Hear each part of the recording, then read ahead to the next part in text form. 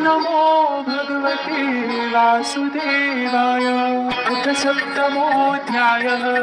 श्रीभगवानुवाच मय्यासक्तमनः पार्थ योगं युञ्जन्मदाश्रयः असंशयं समग्रं मां यथा ध्यास्यसि तच्छृणु।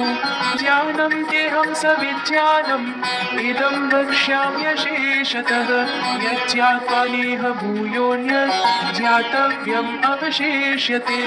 मनुष्याणां सहस्रेषु कश्चित् यदति सिद्धये यततामपि सिद्धानां कश्चिन्मां वेत्ति तत्त्वतः।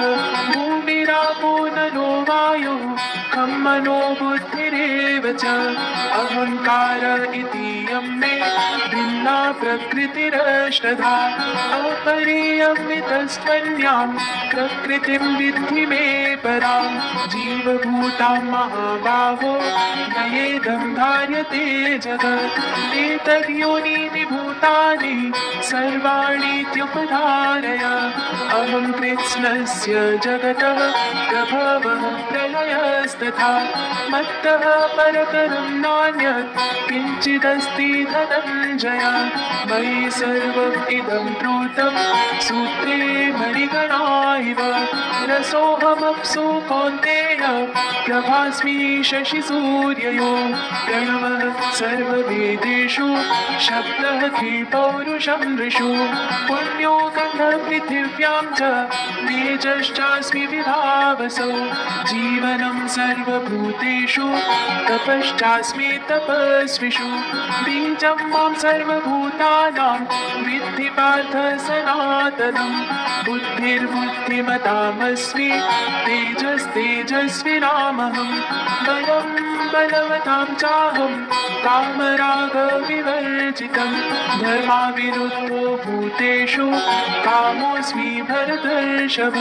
ये चैव सात्विका भावा राजसास्तामसाश्च ये मत्तरेवेति तान् विद्धि न त्वहं तेषु ते मयि।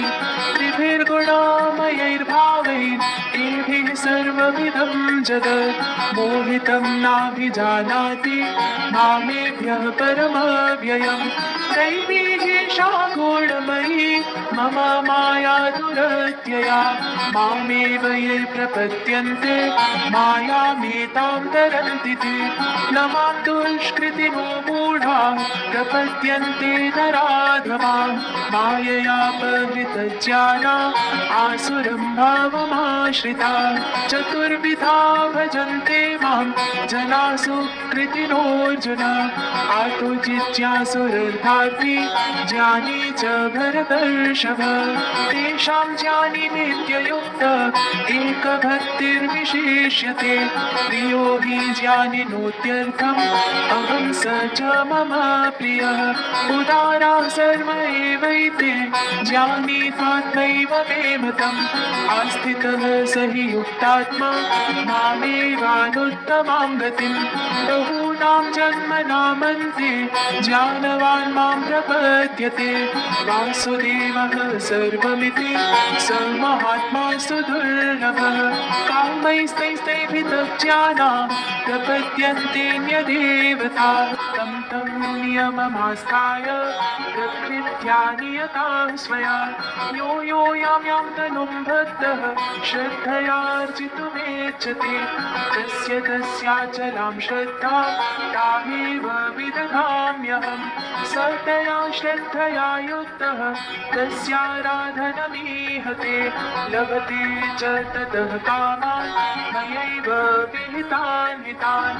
अन्तवन्तु फलं तेषां तद्भवत्यल्पमेधसां। देवान् देवयजो यान्ति मद्भक्ता यान्ति मामपि। अव्यक्तं व्यक्तिमापन्नं मन्यन्ते मामबुद्धयः। परं भावम् अजानन्तो ममाव्ययमनोत्तमम्। नाहं प्रकाश सर्वस्य योगमाया समावृतः।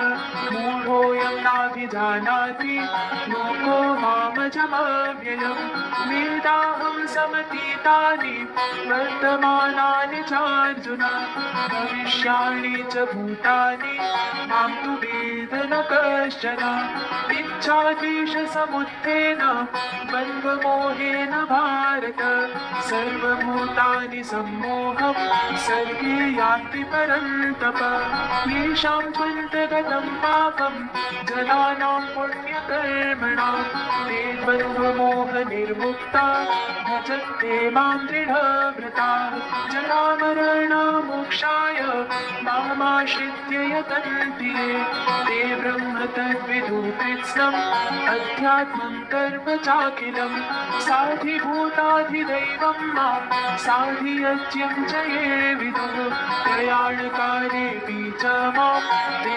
विदुर्युक्तचेतसः। ॐ तत्सदिति श्रीमद्भगवद्गीतासु उपनिषत्सु ब्रह्मविद्यायां योगशास्त्रे श्रीकृष्णार्जुनसंवादे ज्ञानविज्ञानयोगो नाम 7मोऽध्यायः।